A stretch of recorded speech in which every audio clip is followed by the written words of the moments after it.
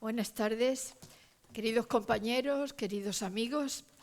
Esta tarde nos reunimos en familia para presentar el libro El Palacio de la Aduana, Museo y Academia, que tenéis aquí, que luego se repartirá a los asistentes, uno por asistente, y que hemos coordinado María Morente y yo. Hemos querido no sobrepasar la fecha de 2025 porque el libro forma parte de las actividades llevadas a cabo para celebrar los 175 años de la fundación de la Academia, ocurrida por Real Orden del 31 de octubre de 1849, siendo su primer presidente don José Freuler Alcalá Galiano, marqués de la Paniega. El contenido del libro se basa fundamentalmente en un ciclo de conferencias que celebramos en 2019 y que quedó cortado por la pandemia del COVID-19. Así que, queriendo también divulgar este ciclo, lo hemos publicado en esta ocasión como libro, manteniendo la estructuración en artículos con las referencias de sus diferentes autores.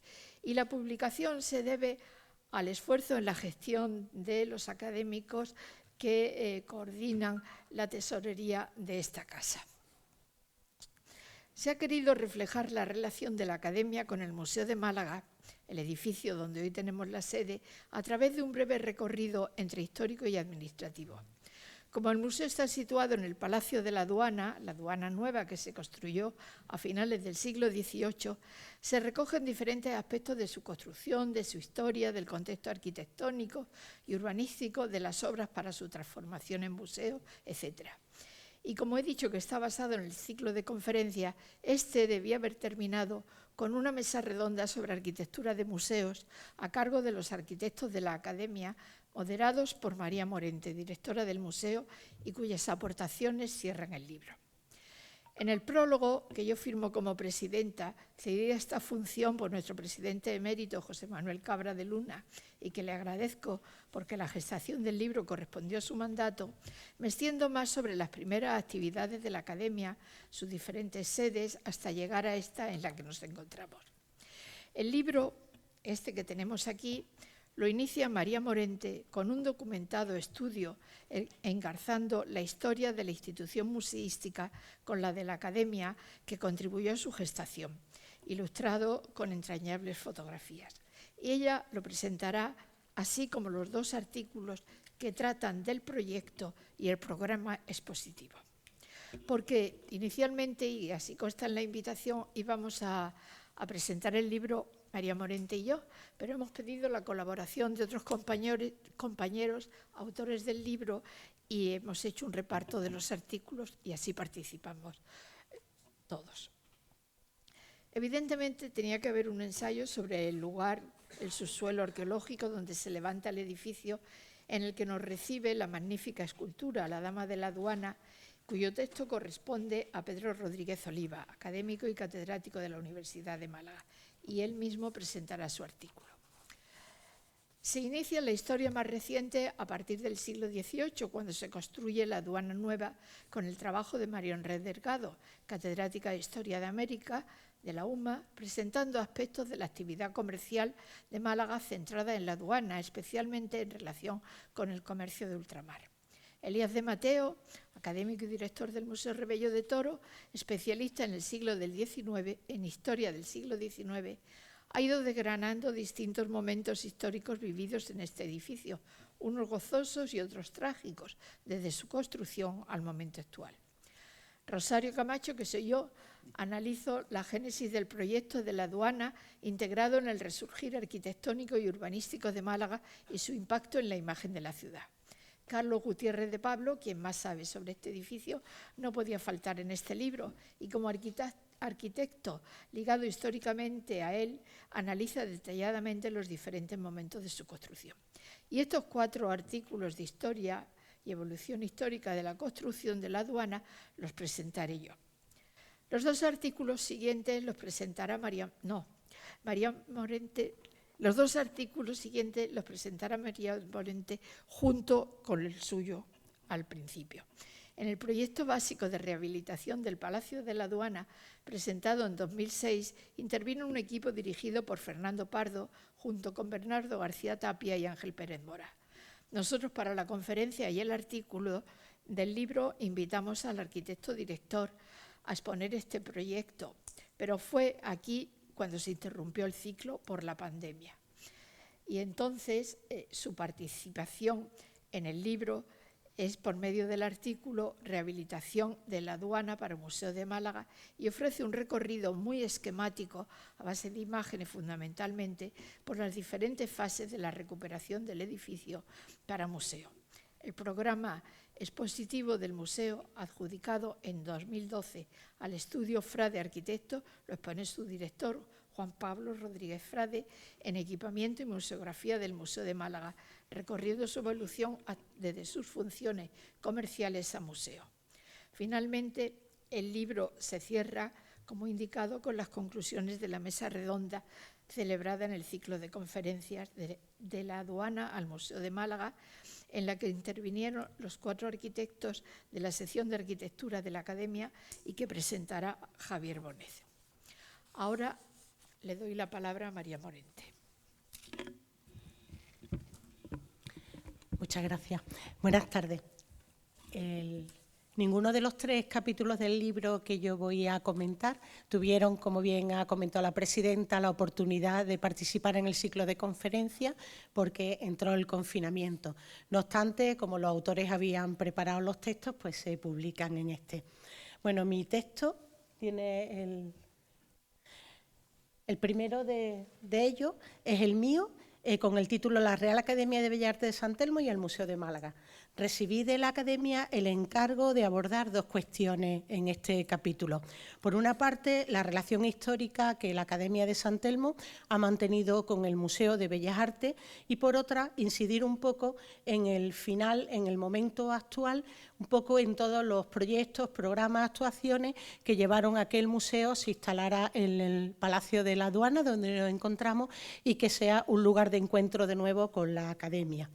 Yo empiezo el capítulo, el texto, con una cita a Baudrillard que dice: todo lo que queda por hacer es jugar con los fragmentos. Y me gusta especialmente pensarlo así porque creo que tanto el museo actual como la propia Academia pues son 2 instituciones nobles, de una gran referencia institucional, de un gran valor como instituciones culturales que han ido adaptándose a los tiempos y que cada tiempo han tenido sus circunstancias y su participación. Pero eso no quita que en el momento actual también sean 2 realidades que se van creando nuevas y que tienen además ambas un futuro. En este sentido, la primera parte del capítulo, en el que condenso un poco la articulación de los momentos de encuentro y confluencia que han tenido ambas instituciones compartiendo una historia común.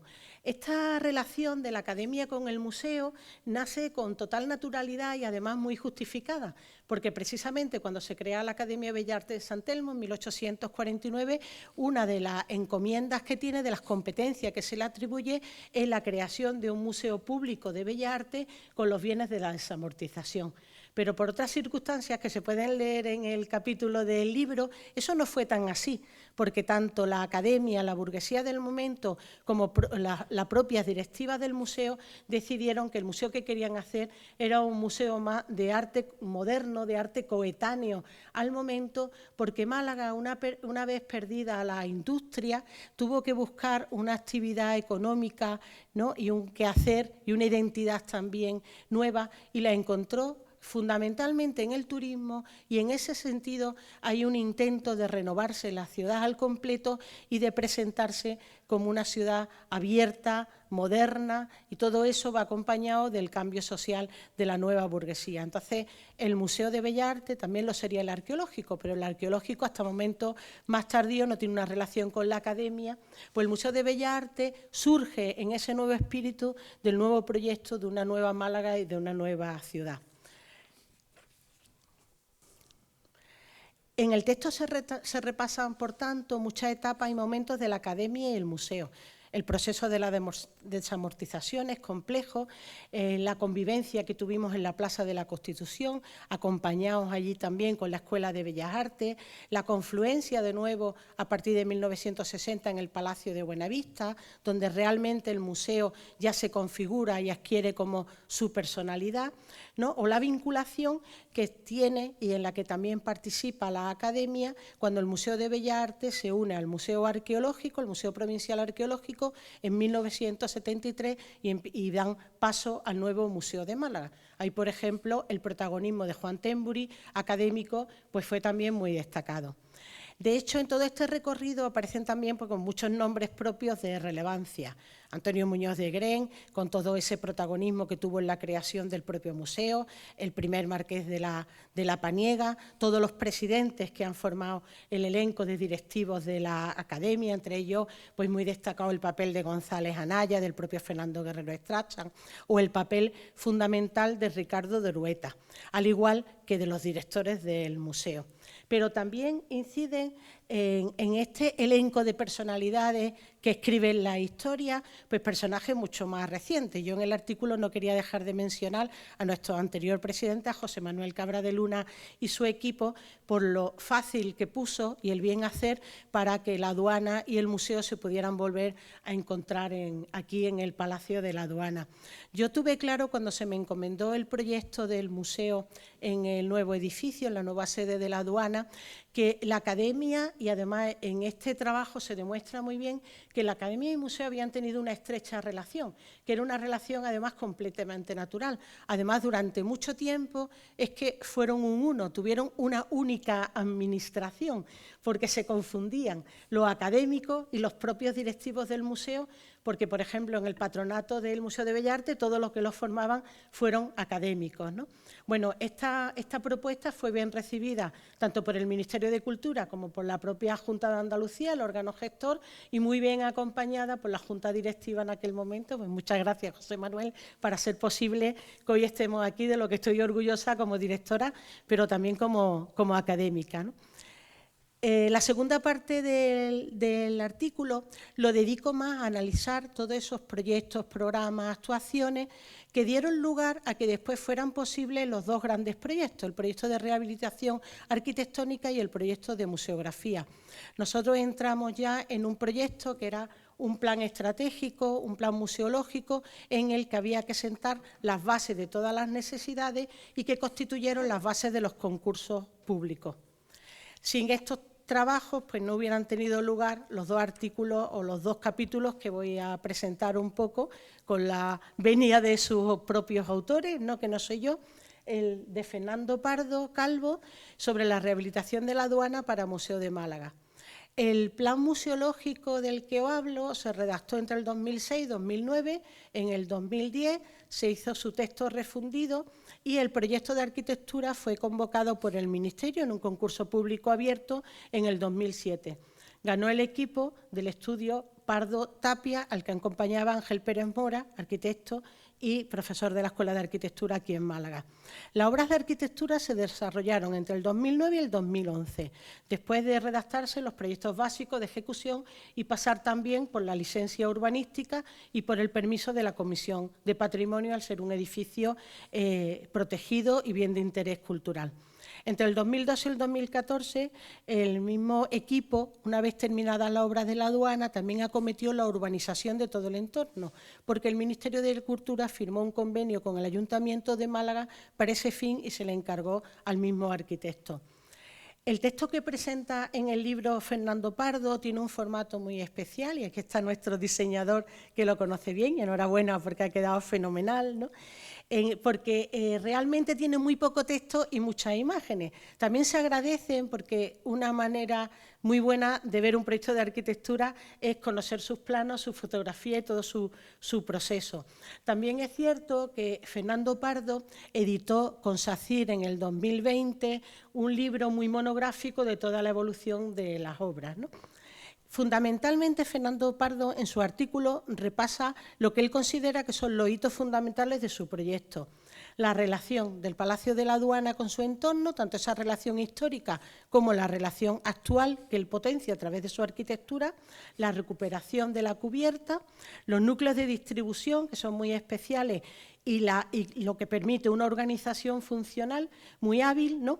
La apuesta por el patio como lugar de encuentro, que es algo que le demandábamos nosotros desde el programa, el respeto al patrimonio heredado de la aduana, pero no obstante las nuevas incorporaciones, hacerlas en un lenguaje arquitectónico contemporáneo. Y una cosa que me gusta especialmente, la importancia que tiene el proceso y el proyecto en sí mismo, no solo el resultado final de una obra. Termino la exposición del capítulo de Pardo con un texto que él lo pone en cabecera, que dice: pero de todas esas delicadezas con mira a la duración del edificio, eran pocas cosas comparadas con las que gustaba en elaborar las emociones y vibraciones del alma de los futuros contempladores de la obra. Esto es una cita que él hace de Paul Valéry. Y el tercer texto, el que con el título de Equipamiento y Museografía del Museo de Málaga, pues escribe Juan Pablo Rodríguez Frade. Juan Pablo Rodríguez Frade es la cabeza, el director del equipo de estudio de arquitectura Frade, un estudio muy reconocido en el ámbito de la museografía, tanto a nivel nacional como a nivel internacional.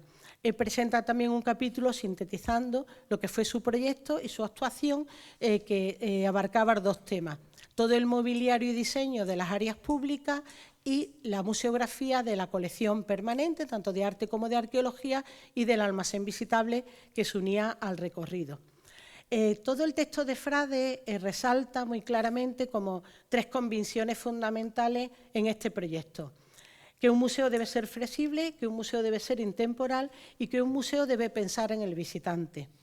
La propuesta museográfica suya, además, está apoyada en la filosofía de Hudson, que dice: un buen museo es aquel que nos hace sentir mejor que al entrar y en el que se sale con más preguntas que al entrar. Este es un poco como la intención de la museografía que acompañaba nuestros contenidos, ¿no? Él recorre todo su proyecto justificando además las circulaciones, que además en los museos son tremendamente complejas porque hay circulaciones para público, circulaciones para bienes culturales y circulaciones para otro tipo de servicios, ¿no? También le da un poco a la importancia que tiene el lenguaje plástico en el diseño de una museografía, que aun siendo de autor no debe nunca de impedir la visibilidad y la primacía de lo que son las colecciones.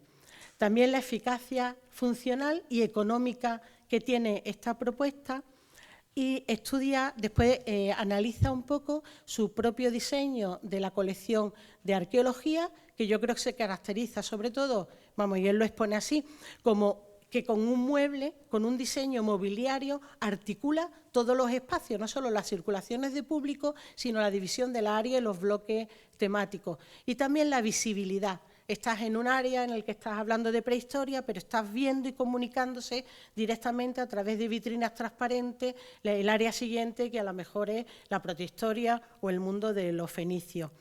Y después también repasa sus propuestas para la colección de arte, que ante todo ahí tiene dos temas diferentes, ¿no? Uno para toda la colección del 19 y el arte un poco más antiguo, en lo que está evocando con un lenguaje contemporáneo lo que son el diseño de las pinacotecas europeas del siglo XIX. Si uno se pasea por la pinacoteca de Ámsterdam, la pinacoteca de Londres, ¿no? la National Gallery, pues la verdad es que tiene algo que ver con esto, aunque esto está formalizado en un lenguaje muy contemporáneo. Frade encabezaba su texto con una frase que también me gusta mucho, de Marguerite Yourcenar, que dice: el día que una estatua es terminada, su vida en cierto sentido empieza, ¿no? Creo que ambos arquitectos tienen ese hincapié en decir, bueno, esto es un proyecto, esto es algo que finaliza como proyecto y como obra, pero el museo ahora es cuando cobra vida propia. Y afortunadamente, pues esa vida la estamos cobrando en compañía de la Academia. Muy bien, María, muchas gracias. Y ahora tiene la palabra Pedro Rodríguez Oliva para presentar su artículo. Muchas gracias, presidenta. Con tu venia, académicas y académicos, buenas tardes, señoras y señores. Dispongo de solo 5 minutos. Para mí eso verdaderamente es casi una tragedia. dada mi costumbre ya bien conocida de pasarme de tiempo. El edificio de la aduana que estudia este libro, este edificio donde estamos hoy, este espectacular monumento neoclásico, tiene al lado de todas las cosas que se recogen en este estudio y que ya en su día una persona que nos acompaña y autor de unos capítulos, el doctor Gutiérrez de Pablo, hizo 2 tesis doctorales sobre él y sabe que quedan tantas cosas por decir.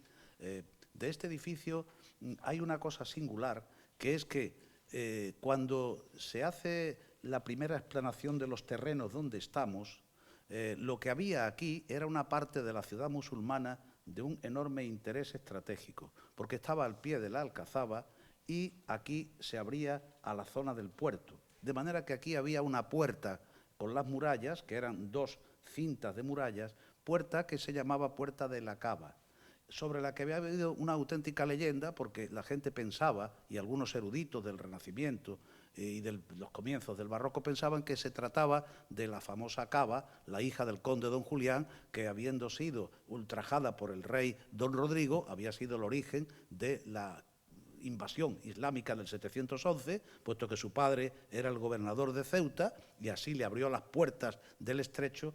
Pero no, es decir, la Cava aquí evidentemente no era ese sentido. La Cava, los arabistas, pues han enseñado muy bien cómo filológicamente es la puerta de Alcaba, que significa la puerta de la cuesta, justo donde estamos. ¿Y qué ocurría aquí? Pues uno puede entender lo que ocurría aquí, que es que dentro del tramo de murallas que rodeaban en la zona marítima la Málaga musulmana, como he dicho antes, tenía un lugar de cierta trascendencia. Era la puerta que preludiaba lo que venía después, que era la siguiente puerta tan compleja de la que hoy disfrutamos gracias a un académico de esta casa ya legendario, don Juan Temburi, que era la entrada verdadera a ese palacio fortaleza. Y por lo tanto, aquí había una serie de torres, de muchas de las cuales sabemos qué cosas había reutilizadas.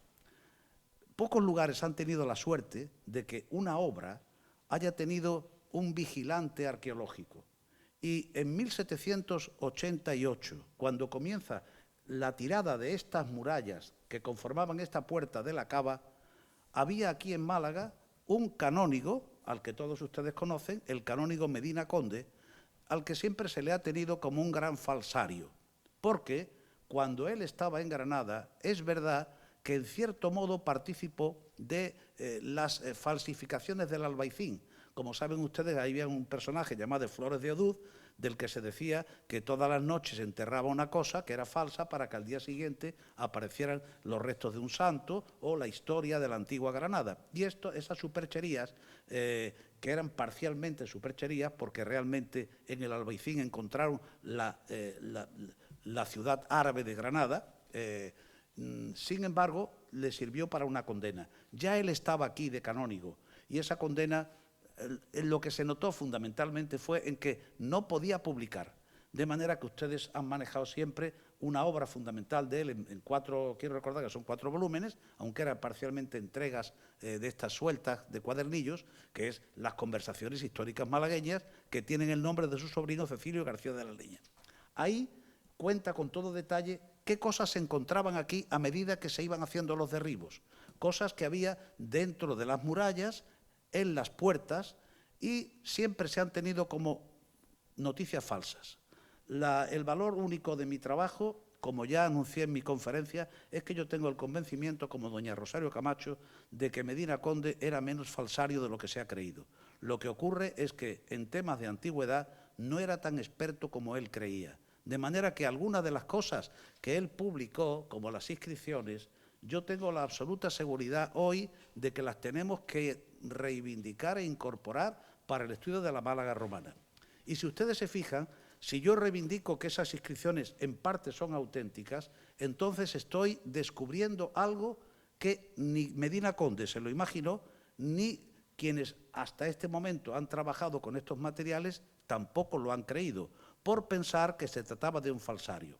Manuel Rodríguez de Berlanga, el sabio Rodríguez de Berlanga, del que ahora esta academia está celebrando el 200 aniversario de su nacimiento, fue uno de los peores enemigos de él, porque creyéndole a pie juntillas, puso en un libro escrito en latín todas las inscripciones recogidas por Conde, Medina Conde, Y cuando llegó poco tiempo después, en 1851, el alemán Emil Himmler, la gran eminencia de la epigrafía, le dijo: ¿usted no sabe que ese señor era un falsario? Estas inscripciones no son auténticas. Yo creo que no son auténticas porque era auténtica la piedra y las letras. Lo que no son sus interpretaciones. Donde las hace, pues abusa de sus conocimientos de otros textos de otros lugares. De ahí que se le acuse de que esta inscripción la copió de una inscripción de Córdoba. No dice lo mismo. Él creyó interpretar. La realidad es que la calidad de Medina Conde como arqueólogo, si le podemos poner este título, es que no hay más que ver imágenes de las cosas a las que él prestó atención. Y si uno se da cuenta, gracias a él y a un manuscrito que se ha conservado gracias, como no, a don Juan Tembury, que lo adquirió, lo incorporó a su biblioteca y hoy está en la Biblioteca Provincial, ese manuscrito, que es el que ven ustedes ahí, dedicado a don Pedro de Ortega Monroy, como no, el señor encargado por el rey Carlos III en un principio y después por Carlos IV, y naturalmente por su relación con la familia de los Gálvez, que eran sus grandes protectores. Monroy era el hombre de los Gálvez, casi nada en aquel tiempo. Era, pues, entre muchas cosas, como saben ustedes, el que se encargó de estas obras, e incluso después de la época napoleónica, en que este edificio estuvo abandonado, pues estuvo un tiempo todavía en la dirección. Como saben ustedes, este edificio no se inauguró hasta 1821. Pero sin embargo, el canónigo Conde no vive ya en esa época y recoge los descubrimientos que uno creería que son de 1788, pero son cosas añadidas a ese manuscrito, entre los que hay materiales de 1791. Los descubrimientos. Es difícil creer que mintiera en lo que le dice oficialmente a don Pedro de Ortega Monroy, que era alguien muy importante. Pensemos que de los tres hermanos, el otro, el sacerdote, el canónigo, era un personaje, el poder de Málaga por antonomasia. Es muy difícil pensar que estuviera engañándole, porque eran cosas que simplemente con acercarse aquí se podían ver. El día 7 de octubre, lo conocen muy bien, a las 7 de la mañana apareció este pedestal, pero en ese manuscrito están los dibujos, y claro, son de una fidelidad extraordinaria. Ortega y Monroy se hizo cargo de algunos de los descubrimientos producidos aquí, y se los llevó a una finca que tenía en lo que después era el terreno entre la finca de Godino y el lugar donde se celebraba el culto a los santos de Ciriaco y Paula, también estudiada por nuestra compañera Maripepa Lara, esa ermita que estaba al otro lado del río, y allí estuvo hasta que en el siglo XIX uno de los Heredia compró aquella finca. Y como la marquesa de Casa Loring, Amalia Heredia Livermore, estaba muy interesada en recoger antigüedades, su marido había comprado la Les Flavia Malacitana y empezaron a hacer una colección, y en su finca de la Concepción, como hemos visto hasta hace pocos años, la fueron reuniendo. Allí reunió Ortega y Monroy esas piezas que después ese Heredia las regaló a su sobrina. Esas piezas pasaron después al Museo de la Alcazaba y hoy están aquí. Cuando ustedes entran aquí a la aduana, la primera pieza que con un gusto exquisito ha sido colocada por los que han diseñado, entre ellos María Morente, la presencia de los objetos arqueológicos, lo primero que uno se encuentra es los descubrimientos a los que yo me refiero en el capítulo de este libro, porque está la llamada Dama de la Aduana, que es esa figura que ven ustedes ahí, en la parte de la derecha, y claro, que Medina Conde no mentía, es que hay un dibujo hecho por él, que yo reproduzco aquí, y un grabado desde la cerda, que ven ustedes ahí, en el que nos dice, encontrada en la aduana, y tal, con toda clase de detalle, con el día y casi la hora. De manera que la realidad de las cosas que cuenta Medina Conde, yo diría que son bastante ciertas. Él presta atención a lo que sabe, y también, como buen arqueólogo, a lo que no sabe. De manera que, por ejemplo, ahí están recogidos algo sorprendente, materiales cerámicos romanos, como esa lucerna de taller africano, que en aquella época, ¿quién le hubiera dado importancia? Pero lo pone con todo detalle. Es una de las pruebas de que el manuscrito, aunque pone 1789, todavía recoge materiales del 91, e incluso, como ven ustedes en la parte de abajo, materiales con escritura árabe. Describe con todo detalle las cerámicas árabes que se encuentran, porque sabemos que son árabes porque él habla de los textos. Él no sabía árabe y él recurre a un militar que tiene una función diplomática en Fez y va a la corte de Madrid y da alguna versión de las cosas que encuentra.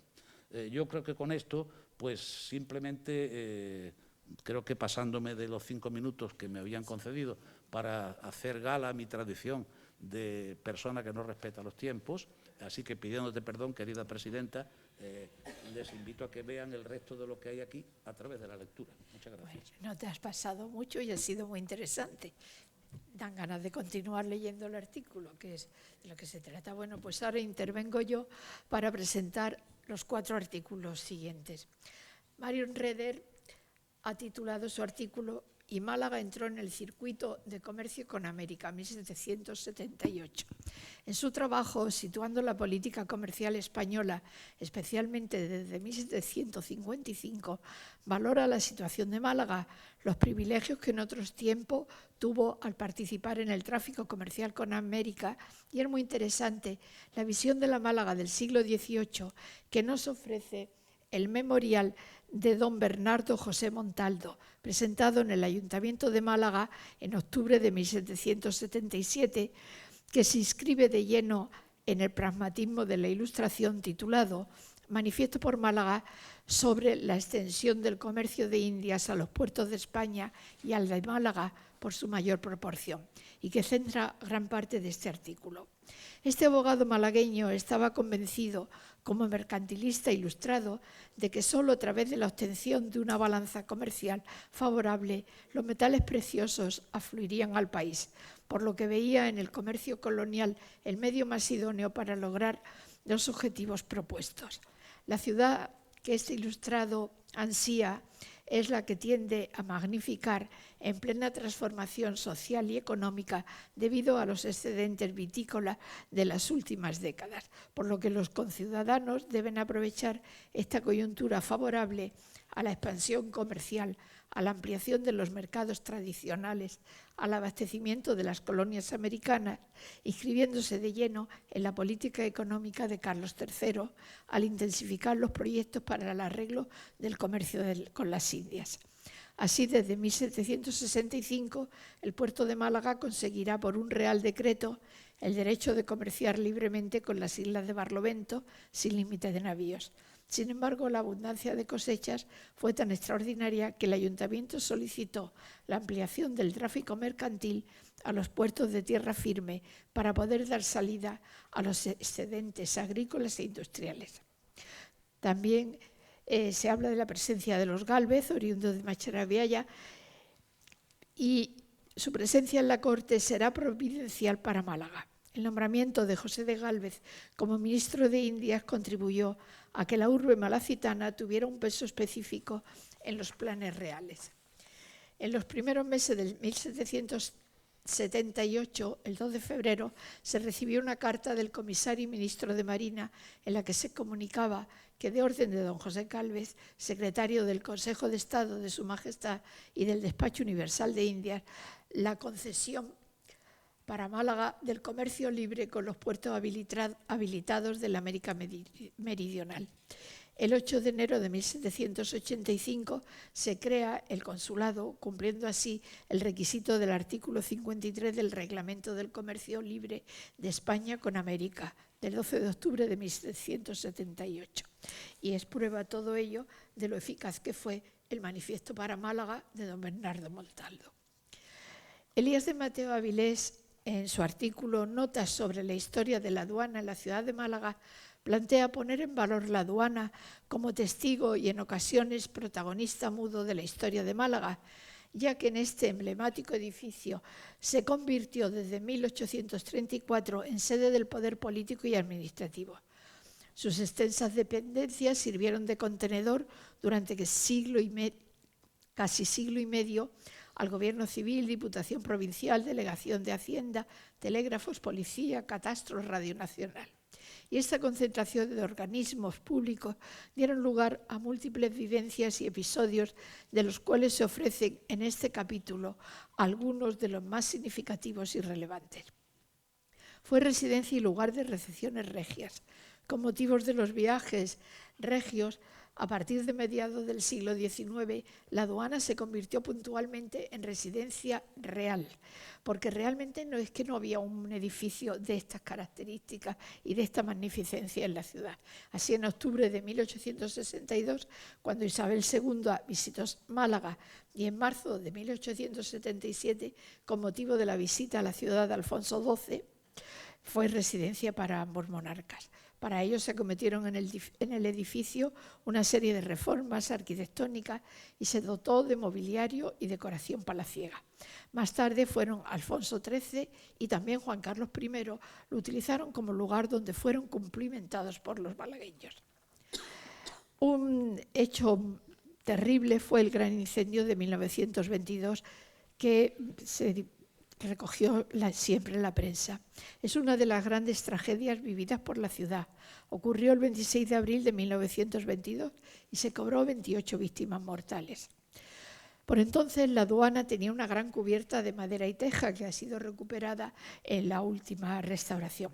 Albergaba varios organismos oficiales y en sus buhardillas se alojaban modestos empleados públicos, en total unas 60 personas. Se añadieron tabiques de maderas y lienzo encolado y se fueron haciendo distintos apartados. Y allí se manejaba combustible para las cocinas.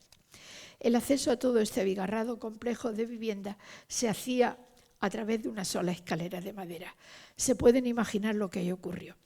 Porque además de las víctimas mortales y numerosos heridos, los daños materiales también fueron cuantiosos. Las plantas superiores quedaron arrasadas y los archivos de la Diputación y de Hacienda que estaban aquí instalados se destruyeron. También la aduana o el espacio que queda ante la aduana se convirtió en una especie de plaza de Oriente malagueña durante el régimen de Franco. Aquí se organizaron, ante esta fachada principal, grandes manifestaciones y concentraciones de apoyo a Franco, sobre todo en momentos difíciles y también como muestra de gratitud por sus decisiones en favor de Málaga, como en diciembre de 1946, ante el aislamiento internacional tras el fin de la Guerra Mundial, el 29 de enero de 1962, como agradecimiento al Gobierno por el plan de desarrollo de la provincia de Málaga, el 18 de mayo de 1963 como agradecimiento para la creación de la Facultad de Económicas y más recientemente el 6 de noviembre de 1971 para festejar la creación de la UMA y en octubre, el 4 de octubre del 75 para apoyar al gobierno tras el fusilamiento de miembros de ETA y del FRA. También fue plató cinematográfico y detención, el epígrafe es plató cinematográfico y detención de Frank Sinatra. Muchas películas buscaron en Málaga escenarios. En concreto, el patio de la aduana se utilizó por José María Forqué para rodar la escena culminante de Amanecer en Puerta Oscura, una película muy recordada. Los muros de la aduana también fueron testigos de un suceso relacionado con Hollywood. Con motivo del rodaje del Coronel Von Ryan, en El Chorro llegó a Málaga Frank Sinatra, alojándose en el Pez Espada, y tuvo lugar en la aduana un violento incidente entre el actor y una intérprete cubana, y Sinatra fue detenido y se fue de Málaga muy descontento. Fue también la aduana escenario para diversos espectáculos. En su monumental patio tuvieron lugar desde los años 40 espectáculos muy diversos, conciertos, representaciones teatrales, recitales, belenes vivientes y sobre todo también con motivo de la Feria de Agosto y de los desaparecidos festivales de España. Y fue también lugar de represión. La aduana albergó a diversos cuerpos de seguridad con comisaría y calabozos, por lo tanto, entre sus muros se produjeron con frecuencia torturas, sobre todo durante el franquismo, tanto a los detenidos políticos como a los delincuentes comunes. Pero lo importante es que ya todo eso también ha pasado. Queda lo bueno, y lo bueno es este edificio donde nos encontramos y que alberga a dos instituciones tan importantes como el museo y la academia. En mi trabajo se integra también en este bloque es la gestación del proyecto de la aduana y su impacto en el contexto arquitectónico de la ciudad. Partiendo de ese resurgir social, económico y cultural que vive Málaga en la segunda mitad del XVIII, presento las instituciones que surgen en esta época, como el Montepío de Viñero, el Consulado, la Sociedad Económica, para saltar en 1849 a la fundación de la Academia y su relación con los artistas, aunque solo he citado en este trabajo a los arquitectos.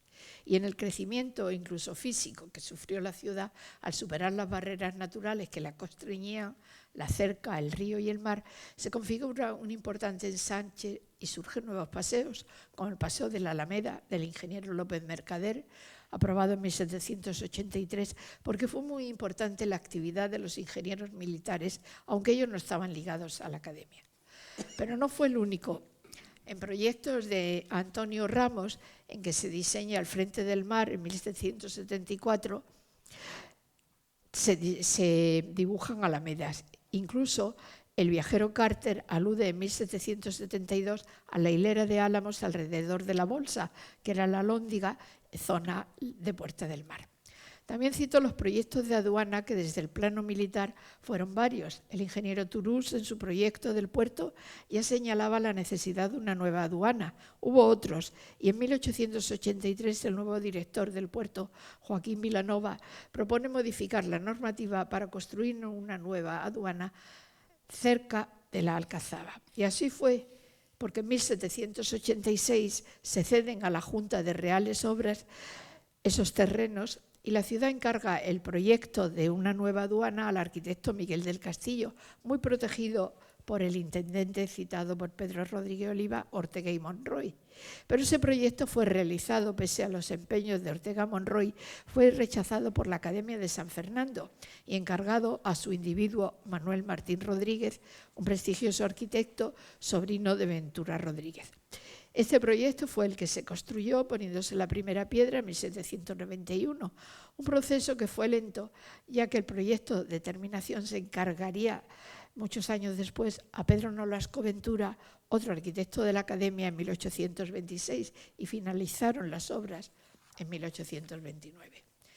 Hago un recorrido por las obras que constituyen el contexto arquitectónico en el que surge la aduana, algunas tan importantes como la catedral, las intervenciones en la parroquia de los mártires o el convento de San Felipe, que supusieron la llegada a Málaga de diferentes arquitectos y la huella que dejaron y la enseñanza entre los arquitectos locales.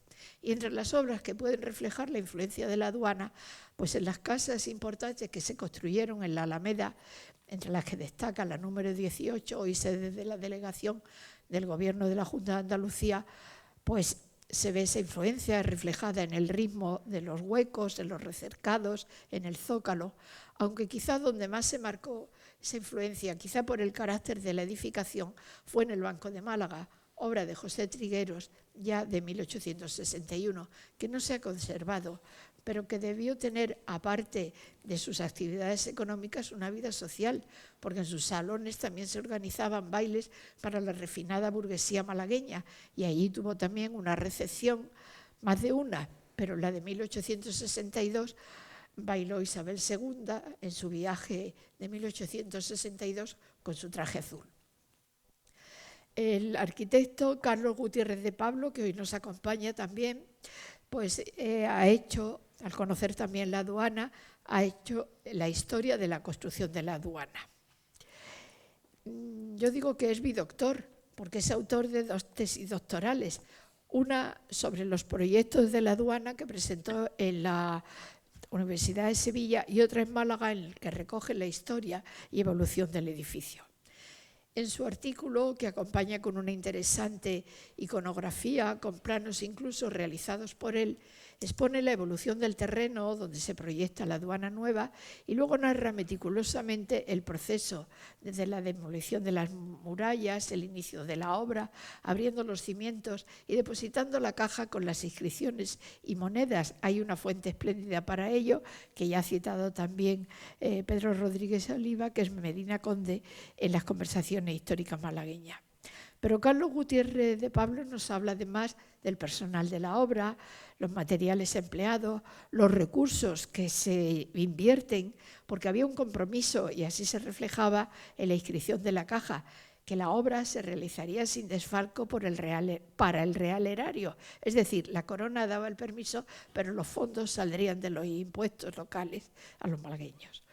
También se detiene la invasión napoleónica, que atrasó bastante la finalización de las obras, y aunque fueron 2 años de ocupación, costó recuperar el ritmo y los fondos que debían emplearse fueron para otros asuntos, hasta 1826, en que se traza el proyecto final y se inaugura en 1829. Pero no se destinó a aduana inicialmente, sino a fábrica de tabacos. Después, en 1835, se trasladaron aquí las oficinas de Hacienda y ya ejerció como aduana porque había que pagar allí. Y después albergó también al Gobierno Civil, a la Diputación, a la Policía Nacional y otra serie de oficinas que, mediante tanto uso, el edificio iba deteriorándose, hasta que en 2005 el Ministerio de las Administraciones Públicas firmaba con la Junta de Andalucía la designación de la aduana como sede del Museo de Málaga. Y aquí estamos. Finalmente le cedo la palabra a Javier Bonet, que expondrá la parte final con la intervención de los arquitectos. Entonces, bueno, se establece por los 4 arquitectos de la Academia, Ángel Asenjo, Javier Bonet, yo mismo, Rafael Martín Delgado y Álvaro Mendiola, desde distintos puntos de vista, pues una reflexión sobre la arquitectura museística. El primero era hacerlo es Ángel Asenjo con un artículo sobre la evolución histórica del espacio museístico. La verdad es que es un artículo que intenta condensar en muy pocas páginas, pero da una idea, da una panorámica de lo que ha sido el museo desde sus orígenes como tal, desde las colecciones reales, desde la fundación del Museo del Prado como Museo de Ciencias, esas galerías reales donde se acumulaban obras de arte y normalmente se exhibían. Habrá que esperar más de un siglo para que se reanude un espíritu innovador en la arquitectura de los museos. Hasta la segunda mitad del siglo XX, el proyecto de museo como tal no tiene una entidad de innovación arquitectónica como nunca tuvo otra tipología arquitectónica. Se investiga muchísimo sobre este tema, hay muchísima demanda de museos y podemos decir que surgen unos museos revolucionarios en ese sentido, en la relación entre lo que un museo en cuanto a contenedor-contenido, la relación entre el espacio arquitectónico y lo que él contiene. Entonces, ahí se establece pues, un debate muy importante sobre ello. Aquí hay una serie de museos que son de los que habla Ángel Asenjo, pero vamos, podemos decir que desde el Museo Guggenheim de Nueva York, de Find Your Right, y la Galería Nacional de Berlín de Mies van der Rohe, todo cambió. Son 2 museos realmente muy innovadores, muy raros como tales. Se llegó a pensar que cuál era realmente su identidad museística. El uno es, como saben ustedes, es una rampa sobre un vacío, y el Museo Nacional de Berlín, la Galería de Berlín, no es más que un vacío, no hay nada dentro y tienes que bajar al sótano para encontrar, digamos, la colección. No deja de ser una caja tecnológica. Son metáforas sobre la propia arquitectura que además sirven como de excusa para luego, además, digamos, exponer obras de arte. En ese sentido fueron bastante revolucionarios. Sigue la historia de los museos, por ejemplo, con la aparición de uno de los más importantes, es el Centro Pompidou, que realmente no es realmente un museo, sino es un centro de arte contemporáneo donde hay de todo. Hay talleres de investigación, hay biblioteca, hay tiendas, es un centro comercial y, sobre todo, tiene una gran función expositiva de arte moderno.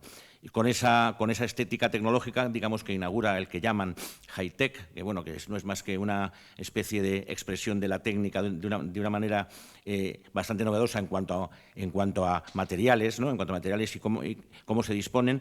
Y pues fue un museo, digamos, totalmente pues novedoso. De hecho, no pensaban que fuera arquitectura, ¿no? Sino, que esto qué es y tal, que era como un andamio, y pues, al final es un edificio que ya es un clásico, ya ha sido restaurado 2 veces, y es un edificio del cual no se puede, digamos, pues decir que has estado en París si no has pasado por el Centro Pompidou, ¿no? Que es uno de los focos de la cultura. Baudrillard lo llama el gran sumidero, ¿no? de la cultura contemporánea. Es un foco fundamental. A raíz de ahí surgen más edificios, digamos, muy tecnológicos. con nuestro arquitecto conocido Norman Foster, haciendo, bueno, pues Salisbury, por ejemplo, que es una especie de templo que es como una nave industrial, o la mediateca de Nimes, que es una mediateca, biblioteca, centro de exposiciones que está, digamos, en diálogo desde su arquitectura tecnológica con la Maison Carré de Nimes. Hay un momento en que la arquitectura adquiere ciertas citas clásicas con el llamado posmoderno, ¿no? A base de de arquitectos como James Stirling, por ejemplo, y sobre todo hay un edificio que es bastante interesante como museo temático, que es el Museo Judío de Berlín, ¿no? El Museo Judío de Berlín de Daniel Libeskind se convierte en sí mismo en un edificio muy singular, donde hay una gran separación entre la arquitectura como tal, el edificio como tal, y las colecciones que alberga sobre el holocausto judío, sobre la historia de los judíos, pero sin embargo tiene un espacio muy singular que permite una reflexión justamente sobre la colección que alberga, es decir, la misma arquitectura con sus elementos arquitectónicos te está haciendo, digamos, pensar sobre qué es lo que está albergando como museo. Eso es uno de los primeros que lo hace. Y luego no podemos dejar de hablar de nuestro Guggenheim de Bilbao, que es un edificio también muy importante en la historia de la arquitectura de los museos y española, porque realmente fue un hito en la culminación de Bilbao como gran ciudad, todo el saneamiento de la ría y todo ese objeto muy escultórico, evidentemente, como es Frank Gehry como escultor, digo, como arquitecto, con un material absolutamente novedoso como el titanio y con unas formas que parecía que no podían responder a unos interiores museísticos. Sin embargo, sí es verdad que lo consiguen de una manera radical. Hay unas salas para exposiciones temporales que cumplen con todas las condiciones de lo que es el museo y hay unos espacios, digamos, públicos dentro del museo donde se albergan esculturas de Richard Serra, donde bueno, hay una serie como de recorridos donde la misma arquitectura es protagonista. Y, por supuesto, el MoMA de Nueva York como el museo más urbano, la ampliación del MoMA fue siempre súper importante para albergar todas las colecciones, digamos, de la última jornada de la modernidad, como es Nueva York, que siempre todo eso se da en esta ciudad fantástica, donde el MoMA es, digamos, el gran museo protagonista, ¿no? Y la irrupción en el panorama museístico de Oriente Medio con los Emiratos Árabes, donde arquitectos tan importantes como, por ejemplo, como Jean Nouvel o como, bueno, por ejemplo, y como luego veremos, Frank Gehry, pues en las franquicias del Guggenheim y del Louvre, por ejemplo, pues hacen unos museos espectaculares. Esta especie de cúpula lenteja enorme con una celosía en la cúpula fantástica de Jean Nouvel en el Louvre de Abu Dhabi, o esta especie de organismos súper extraño en el Museo Nacional de Qatar. Bueno, todas estas arquitecturas al final ponen de relevancia que la arquitectura de los museos a final del siglo XX se establece como una reflexión sobre si el museo se está convirtiendo más en un espectáculo arquitectónico, más como un elemento, digamos, atractor también del turismo, que como un contenedor, digamos, neutro para los contenidos del arte. Eso es lo que se debate en este artículo. El siguiente, del que les habla, es un estudio de los museos en España en la época predemocrática hasta los años 90. Digamos que en los albores de la nueva etapa democrática, los museos de España se desarrollaron con la voluntad de convertirse en un símbolo cultural. Las condiciones sociales, culturales y artísticas que ya se venían enunciando en la década de los 60 afloraron en los 70 debido a unas nuevas condiciones políticas y económicas que iban a cristalizar en la generación de numerosos museos. Digamos, museos más modernos, más en relación con el público, más en relación también en ese diálogo constante que hemos visto entre continente y contenido. Y, bueno, pues, como decía, como argumentaba nuestro académico correspondiente Hernández León, dice, en contraposición al ideal del museo clásico o canónico desde el punto de vista historiográfico, empieza a defenderse el que está basado en la idea de la experiencia, de la relación con el objeto. Es algo que tiene un contexto histórico y filosófico concreto, como es la componente fenomenológica, ahora determinante en la percepción artística, y que intenta definir qué tipo de relación se puede establecer con lo que llamamos obras de arte. Bien, desde este punto de vista se estudian en el artículo 6 museos que fueron realmente importantes para el devenir de la cultura museística en España desde ese momento, desde los años 60, ¿no? En primer lugar tenemos el Museo de Arte Abstracto de Cuenca, fue en largo proceso para la reconstrucción para la reconstrucción de las llamadas casas colgadas en Cuenca, una iniciativa de los artistas Fernando Zobel y los pintores Rueda y Torner, y bueno, pues se dedican, consiguen almacenar ahí las mejores obras de arte abstracto de todo el panorama nacional. Realmente, para ver arte abstracto durante muchísimos años en España solamente se podía ir a Cuenca. Además, un museo situado en las hoces del Huécar, en un sitio espectacular, donde la misma relación con el paisaje de Cuenca era, digamos, el motivo de visitar, ¿no? Es decir, el mismo paisaje del entorno dialogaba con el museo de una forma muy singular.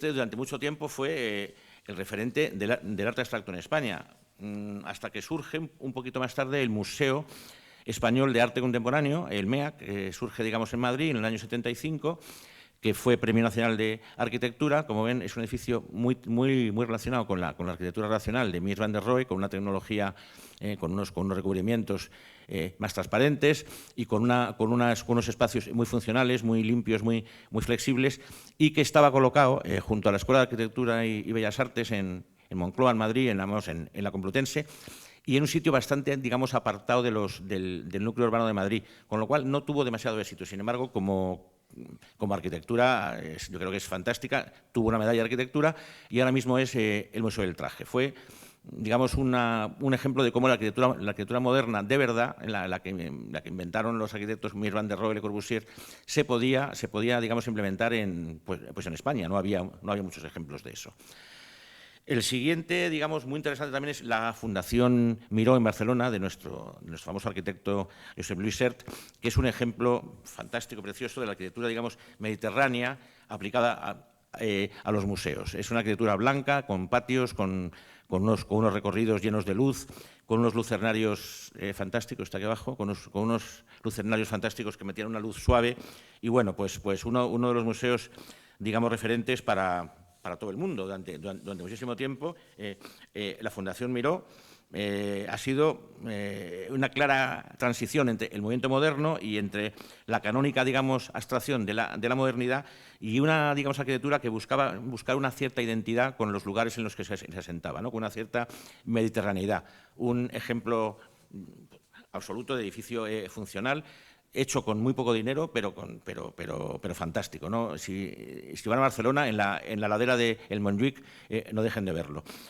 Y bueno, pues llegamos a otro de los museos, digamos, estelares de la arquitectura española, que fue el Museo de Arte Romano de Mérida, de Rafael Moneo, que, bueno, sobre un solar de una gran riqueza, digamos, arqueológica, pues el que fue entonces director, que iba a ser director general de Bellas Artes, Dionisio Hernández Gil, le encarga, pues, a Rafael Moneo qué hacen con esa, se quieren hacer como un museo de arte romano, pero sobre aquel lugar donde había surgido esta gran riqueza arqueológica. Entonces, bueno, pues lo que hace Moneo es se implanta encima de los restos, con una estructura a base de muros de carga muy tipo como las opus, las obras romanas, ¿no?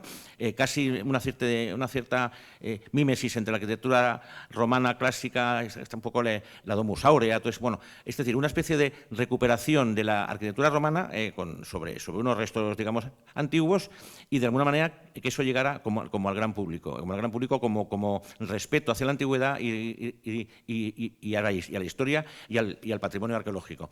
Esta es la foto más publicada de toda la arquitectura española durante los años, desde el 80 hasta el 2000, la foto más publicada en todo el mundo. De hecho, también sirvió para que España pues entrara en un cierto panorama, digamos, internacional, con Rafael Moneo y con más arquitectos, por ese respeto hacia el patrimonio que supuso este museo.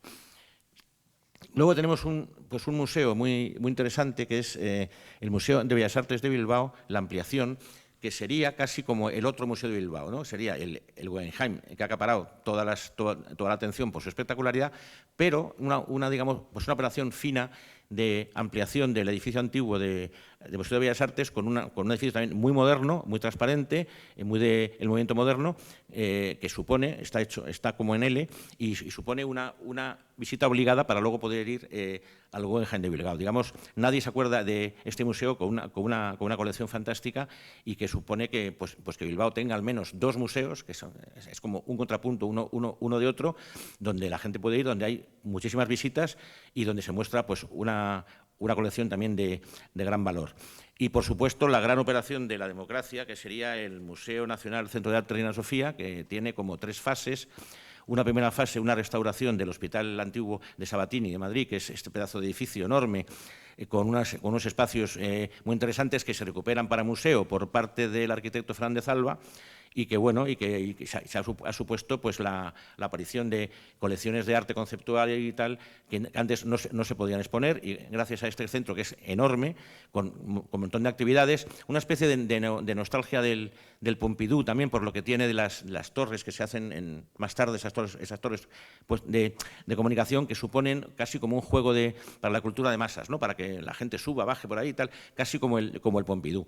Es lo que a pequeña escala se quería conseguir. Y es un centro que sigue teniendo muchísima gente y que luego fue ampliado con gran éxito en el año 2005 por Jean Nouvel, con esa ampliación color granate de un aluminio totalmente novedoso que conecta con el Hospital de Sabatini por un espacio central enorme, donde hay biblioteca, donde hay cafetería, donde hay salones de actos, con unas instalaciones súper interesantes. Es un centro que sigue teniendo una repercusión, digamos, en Madrid pues total.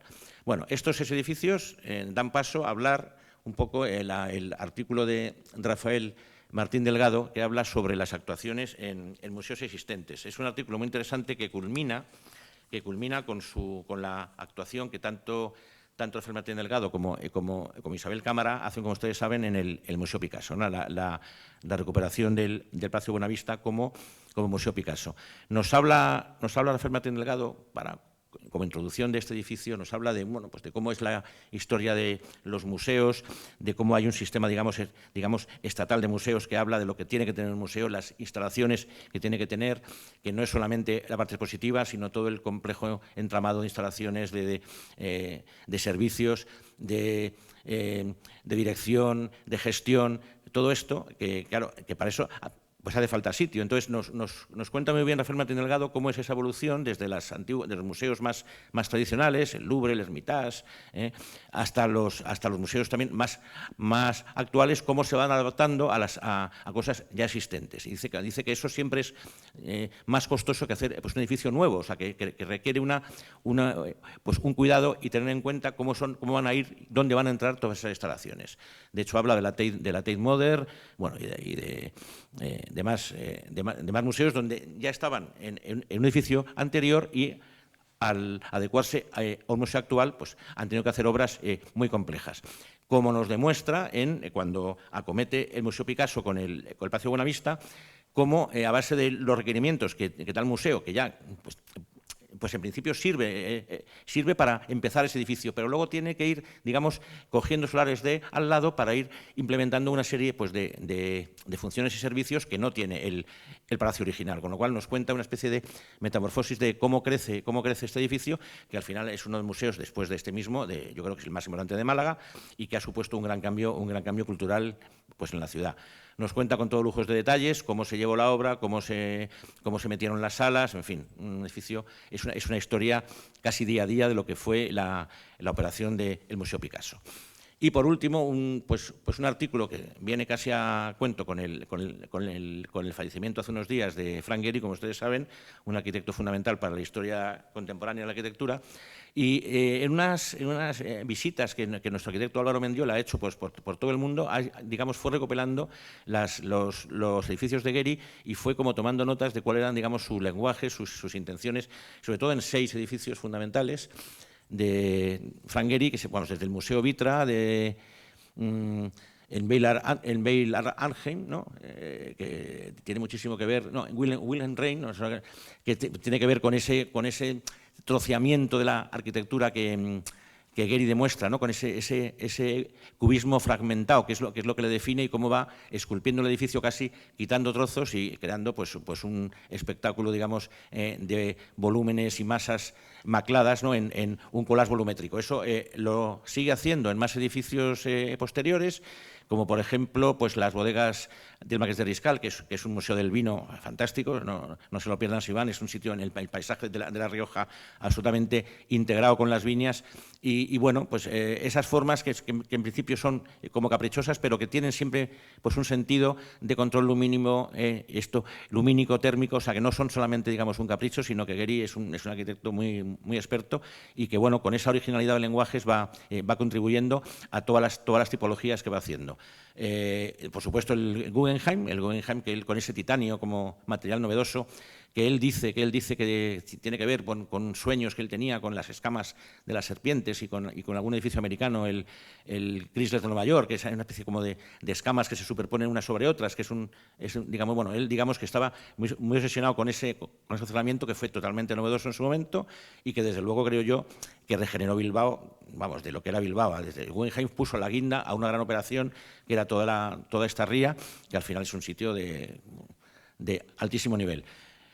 Termina Gehry con el Museo de la Biodiversidad pues en Panamá, una especie de acumulación también de fragmentos que habla de la biodiversidad de fauna y flora que supone el cambio de los dos continentes, de América del Sur a del Norte. Justamente ese paso, pues él habla de todo ese mundo, digamos, de las ciencias, de la biología que supone el cambio, digamos, de continente, y una fundación, digamos, de lujo, esto es lo que es la Fundación Louis Vuitton, digamos, en París, que es una especie de bóvedas conectadas súper tecnológicas, con unos espacios también muy espectaculares. Y de luego algo que aún no se ha hecho, que es el Museo Guggenheim de Abu Dhabi, que se inaugura, supongo, en el 2026, esta acumulación enorme de fragmentos, y bueno, en esa nueva estética que los Emiratos han importado, y que supone también una aventura, digamos, espacial de todo lo que se quiere exponer ahí, que es un poco recopilar toda la modernidad del Oriente Medio, ¿no? Y ya está, estos son los 4 artículos que los arquitectos, bueno, pues han un poco hecho en el libro, ¿no? Nada más, gracias. Sí.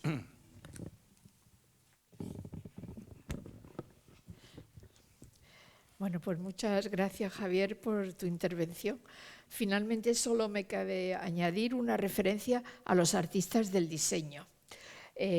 La portada del libro ha sido diseñada por nuestro compañero Sebastián García Garrido, que se encuentra allí, y es una imagen que tenemos muy integrada dentro de la academia. Y la maquetación del libro la ha realizado Fran Barrio Nuevo, que la verdad quiero agradecerle su paciencia, porque, por lo menos por mi parte, mi falta de experiencia y eso le he dado mucho trabajo. Y, en fin, yo pienso que nos ha salido una presentación del libro un poco distinta, extraña. A mí me parece más una sesión académica que una presentación de un libro, pero con esto pues yo levanto la sesión, pero les quiero indicar que ahí detrás de la cortina hay libros y se pueden llevar uno cada uno si quieren. Muchas gracias.